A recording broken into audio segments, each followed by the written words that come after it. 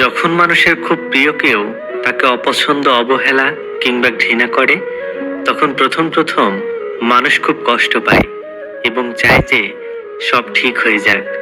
কিছুদিন পর সে সেই প্রিয় ব্যক্তিকে ছাড়া থাকতে শিখে যায়, আর অনেকদিন পরে সে আগের চেয়ে অনেক বেশি খুশি থাকে।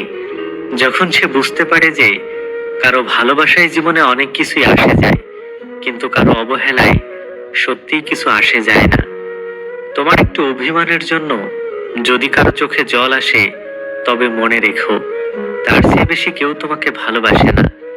পোকা আর ধোঁকা দুটি আলাদা হলেও গুণ কিন্তু একই।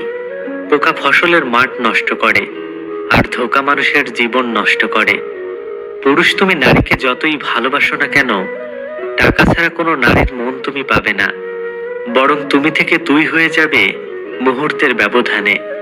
টাকা আজকের দিনে এমন একটি ফাঁদ, যেখানে রক্তের টানও পরাজিত হয়। মানুষের মূল্য খুবই কম। 10,000 টাকা হারিয়ে গেলে 20 বছর পরেও মানুষ সেই টাকার শোকে কাতর থাকে।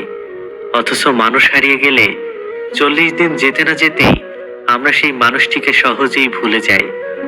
আয়না যদি মানুষের চেহারা না দেখিয়ে মনকে দেখাতো, তাহলে মানুষ চেহারা সুন্দর না করে মন সুন্দর করতে ব্যস্ত থাকতো।